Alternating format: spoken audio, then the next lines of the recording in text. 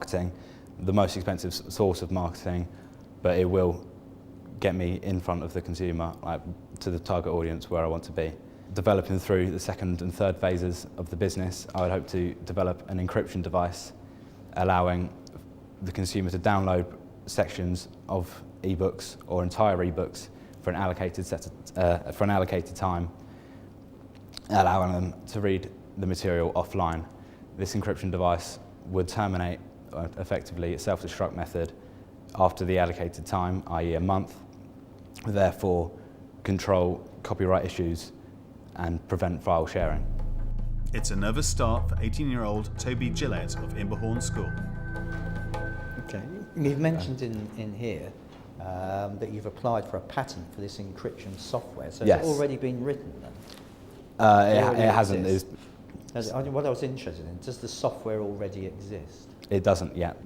Have you seen any financial figures for some of your competitors like Spotify and Netflix and those sort of guys? Spotify's premium service of unlimited use is $9.99, so I'm matching up with them effectively. Have you seen their management figures? Because, for instance, in the last 2 years, Spotify have lost close to $600 million.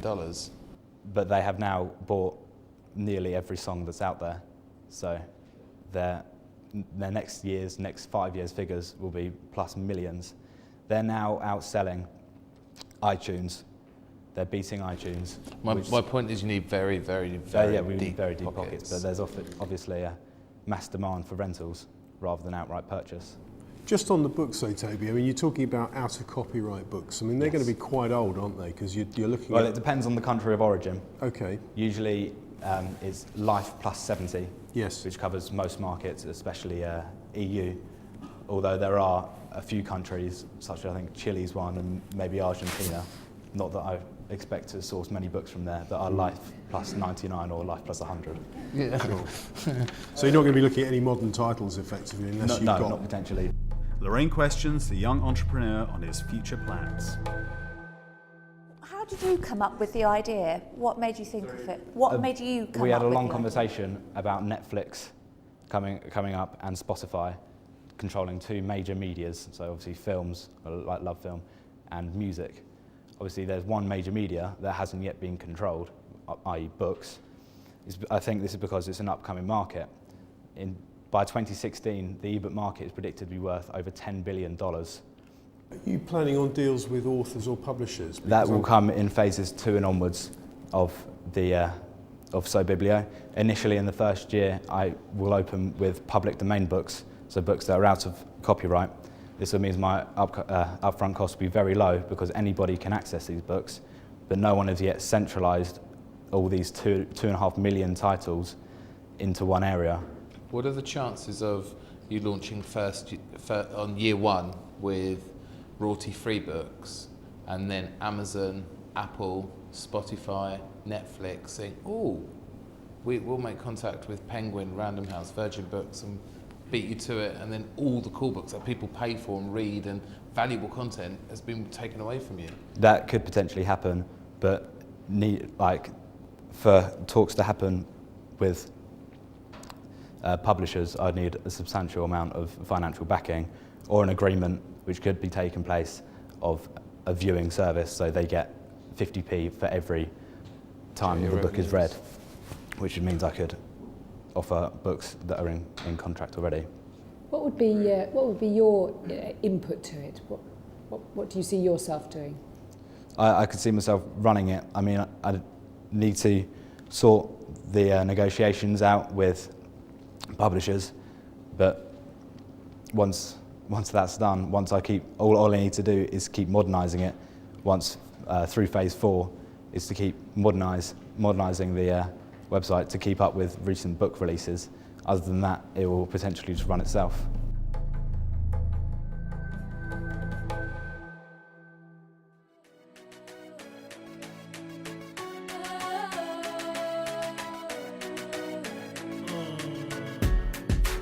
Thinking about my lifestyle, thinking who, what, when, which, then and how. He was your brother when you had peas, but if you look into his eyes, he don't recognize your face now. I don't smoke weed to blow the stress, so when I get... Last up in the den is Dream High Records, an entrepreneurial record label set up to inspire other young people. Hello. Hi, my name is Francis Mutuaba. This is Stephen Magezi and Omar Cabaret. Our idea today and our business plan is called Dream High Records, a record label. Our dream for the business would be, we understand that with the current climate and unrest and dissatisfaction within the youth today, we would like to send out a positive message that regardless of your background, you can achieve whatever you put your mind to. Like, we think that Dream High would be something that would give up not only to us, like as people trying to make the business work, but also to the community, because it will bring in people that want to do music and want to like do songs and stuff, and it'll help them in that way. My colleague Omar is going to tell you about the marketing of the business. We plan to market this business in very different ways, for example, through the radio, through advertisements in newspapers, in magazines, on the internet, so we can establish ourselves and make a name for ourselves so that we can get more recognition. And when we do put out material and music from Dream High Records, we do get recognized and people do listen to our music. We understand that, we know there's a lot of record labels out there who do music and distribute different types of music. We think that Dream High, in comparison to other record labels, the differentiation that we have from others is that we try to bring different music together. So it's not only going to be like focusing on maybe rap or focusing on a certain genre. We want to bring everyone together, so different people who do music that will connect to Dream High and have an understanding of it. Are there any questions, please? Surprisingly, the infamous Alan Trace approves of the boys' urban style of music. Okay, having watched your video, even as old as I am, I was impressed, and with the music. But I don't quite understand the concept of what you're trying to do. Is your business, you two guys, singing, expanding, selling more DVDs, plus the events, or are you on the lookout for new artists to expand the label? We'd like to establish ourselves as a record label, so we're recognized and... Okay, so you own the record label? You all own it collectively, okay. Fine, so when you sign new artists, you'll sign them collectively? And what's the secret to growth? The quality of the artists or the number of fans that you can generate? I would say more the number of fans, because obviously the more fans that we generate, obviously that's the more sales we're going to get from when we see the performances. So it's not more about the artists that we get, it's more the fans that, because we could have even 2 artists but loads and loads of fans, but it's not, I don't think it would be worth us having a lot of artists but not enough fans to, because that means they're not going to pay enough. So it's more us, we would like to establish the 2 artists ourselves first to get more fan base and increase, and we'll start considering other artists. Are you going to give us a live demo?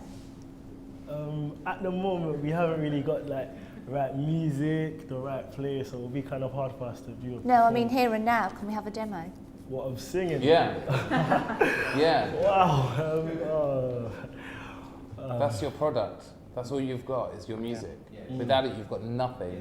If you can't sing for us here, then you're not going to be able to sing for Toffee anywhere.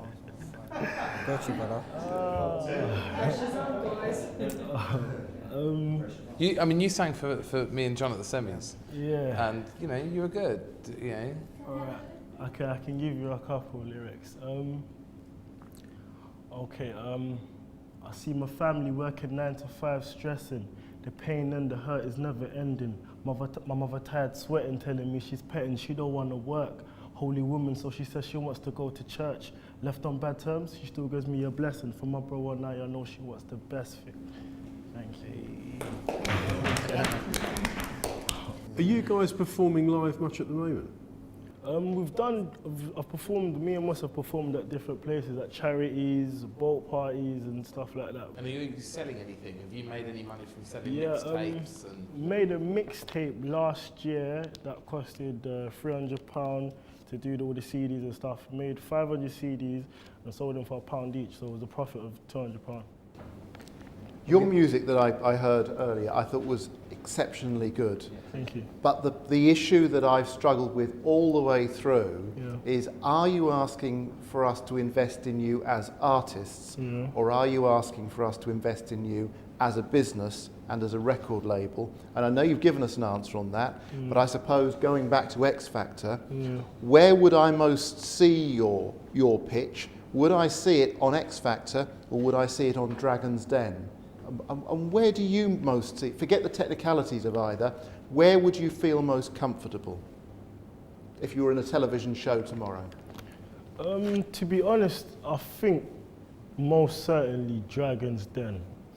Reason being because not only do we see it as recognition, but we do see it as, we do want to make something from it as well. As I said before, if we are signed, we do understand like the record label who signs you, they do take a lot of the money that the artist makes and whatnot. But if we're signed and we're doing it together, all the money, all the profit that comes in, it's all generated between us and whoever's involved in the business itself. So that cuts off a lot of people that are gonna, and stuff like that. Matt Turner plays devil's advocate. One last question. Obviously you're in it together as a threesome at the moment. What would happen one day if Sony BMG knocked on your door and said, you know what, I think you're great, here's £1 million music contract, ditch the other two, come over to the big office and I will get you #1 and on all the radio stations and a world tour and all the rest of it. What then? I see Dream High as, I think it's most certainly a commitment. So we've £1 million on the table. It happens in business, music, sport. Yeah, as I just explained to you before, if they do offer us £1 million on the table, that's still, they're going to control the music you distribute. I'll let and anybody stuff control like me that. for £1 million. Obviously, Anybody.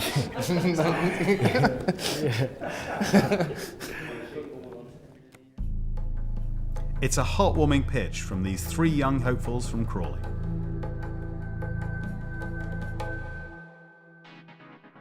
Well, the Den is closed for another day. Firstly, I'd like to commend our fantastic finalists for the amazing entrepreneurial ideas that they have come forward with. I am filled with inspiration for the future of talent in the Gatwick Diamond area. Lastly, I'd like to thank the founders of Young Startup Talent, Matt Turner and Lorraine Nugent, for their generosity and hard work. And I'd like to commend the judges and sponsors for all of their commitment. Finally, to those who have made it through to the final, good luck to you all. I know that you will have amazing careers as entrepreneurs of the Gatwick Diamond in the future. Good luck to you all.